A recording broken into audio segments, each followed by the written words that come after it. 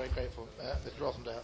And I will certainly keep within those limits. I only want to make two points, essentially, both relevant to the case of Babar Ahmad, which has already been raised, perhaps not surprisingly, by interventions on the honourable member in whose name this debate stands. And could I be the first to congratulate him on bringing this very important debate before this chamber, with the hope, which I think is generally expressed around the room today, that there will be a subsequent debate in which more members will be able to take part in the main chamber. I first became acquainted with Babar Ahmad case 5 years ago. Members of his family were constituents in my former constituency of Acton. I was nearly going to say former and subsequent constituency of Acton, but that would be presuming many things, including the Boundary Commission and the electorate, with the leader of the House here, who's still very well thought of in that constituency, which is quite rare for a Conservative. I would not presume in any way on those lines. But that was my initial acquaintance, and the fact that that was 5 years ago, I think, speaks volumes in itself. And although, as I say, I no longer represent that area, I still get a great deal of correspondence. And again, perhaps that is not surprising, given, as has already been indicated, over 140,000 individuals have signed the e-petition relating specifically to the Babar Ahmad case. And I must also, before going on, just pay tribute to my right honourable friend, the member for Tooting, who does represent the family of Babar Ahmad and who has worked tirelessly, I know, with the family, including Babar Ahmad's father and other members who are present here today, to ensure that that case remains at the front of everyone's mind. Well, for a good way. Extremely grateful to my honourable friend and I, sharing the tributes paid to Babar Ahmad's constituency MP, the current Shadow Secretary of State for Justice. I suppose in him mentioning 140,000 signatures, it would be easy to assume that many of those people that supported the petition came from one particular community, the British Muslim community. But is he aware, as I am, of many people across this country who don't come from that background, who are equally chilled by the experience of Babar Ahmad, particularly with him being held for 7 years in this way? Indeed, and I will go on to that point, but I think my honourable friend also wanted to intervene. Yes. Jeremy Corbyn. The member who moved this debate quite rightly concluded his remarks by saying this was damaging to the image and traditions of British justice, the fact that Babar Ahmad has been in prison for so long, and that is absolutely true. And I think the media have kind of missed the point on this. The perceptions, particularly in the Muslim community across the whole country, are that he has been so badly treated because of his faith, because of his religion, because of the abuse that he suffered. And I've had a very large number of contacts and emails from people who attend local mosques as well as churches and other organisations who are deeply concerned that somebody should languish for 8 years in prison on a case that cannot be brought to court in this country, all because of this very strange arrangement we have with the United States. Does he not agree that if we don't mend this, then the image of British justice will be this, not what we want it to be? I agree with everything that my honourable friend, as so often, I agree with everything that he said, and I'll come on to the lengths of incarceration in a moment, but I think he was also perhaps alluding to the circumstances of the treatment of Babar Ahmad and the fact that the first time he was arrested in 2003, and by the time he reached the police station on arrest, he sustained at least 73 forensically recorded injuries, including bleeding in his ears and urine. 6 days later, he was released without charge. He was subsequently, as we know, paid £60,000 compensation by the Metropolitan Police for the assault, although with no apology and I think no admissions in relation to that. That would be shocking enough in itself, but of course in August 2004 he was rearrested and has remained in custody ever since. I'm addressing my comments to effectively the text of the petition, not to the offences which are alleged against Babar Ahmad, but to the case that is put by the family and by the 140,000 people who signed that petition. And I'll just read it, it's very short.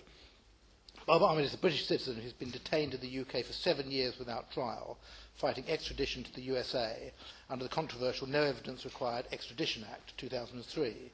In June 2011, the House of Parliament Joint Committee on Human Rights urged the UK government to change the law so that Babar Ahmed's perpetual threat of extradition is ended without further delay. Since all of the allegations against Babar Ahmed are said to have taken place in the UK, we call upon the British government to put him on trial in the UK and support British justice for British citizens. And that is the petition that's attracted, as I say, 140,000 signatures. The term Kafkaesque is somewhat overused, I think, probably in the media and probably in Parliament as well. But I think it probably does apply in this case, where somebody has been arrested and held in high-security prisons for 7 years without clearly any charge, and without, as far as we're aware, any intention by the British authorities of charging. And therefore, the petition asks that the matter be put, that the British prosecuting authorities take the lead here and make a decision, if there is sufficient evidence, and go ahead and charge. The importance of that point clearly is that in the Joint Committee of Human Rights report, which is an excellent report in June or July of this year, which deals with many of these issues. One of the key issues it deals with is the issue of forum. We know that there is provision on the statute book which would allow a forum test to be introduced, and the introduction of such a test would immediately deal with cases such as Babar Ahmed's and would resolve this issue. And that is, again, a matter which I strongly believe that the House should have an opportunity to make a decision on if the government is not prepared to make that decision. It is an intolerable situation. It's been described by one of the judges who's considered the cases as an ordeal. And I say I'm making no comment at all, and indeed the petition makes no comment at all about the strength of evidence, because that evidence has not been made publicly available, about the nature of the offences. I make it about the fact that somebody, a British citizen, has spent 7 years in high-security prisons without any charge being brought against them. And that fact alone, I think, should shock all members present here today.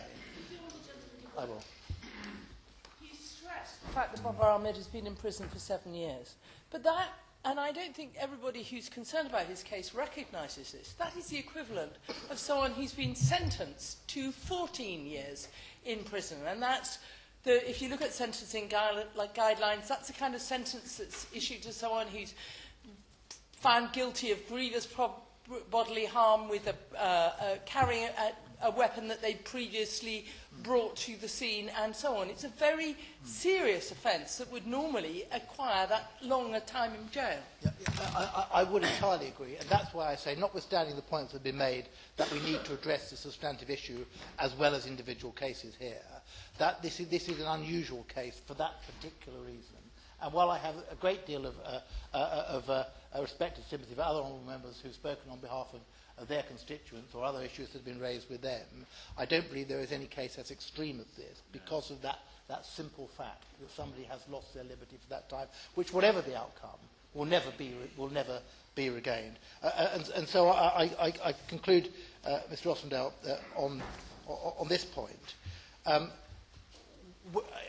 There seems to be general agreement that this is not, notwithstanding, I think this is the number of members present show that this is a worthwhile debate to have today, that this needs to go further, that if the government is not prepared to act, and I'm afraid there has been some shuffling of responsibility between the Backbench Committee and the government, particularly in relation to the Babar Ahmad petition.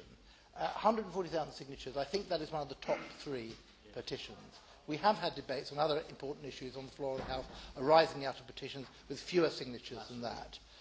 And I think, therefore, there is a clear case made for the issue of Babar Ahmad's detention being debated on the floor of the House, so that we can see, both in the contributions from members, but also in terms of a vote of members, whether there is the same antipathy that I feel, and I know that my honourable friend for Tooting and others feel, to the way that this case is proceeding, or rather not proceeding, and the fact that as things stand at present, further years could pass without a resolution of this case. That is something which we should all be, I think, deeply ashamed of as people who are here to protect the constitution of this country. And I think if nobody, Backbench Committee, the Leader of the House or others are able or prepared to deal with that matter, it is something that members collectively should insist is debated and voted upon on the floor of the House.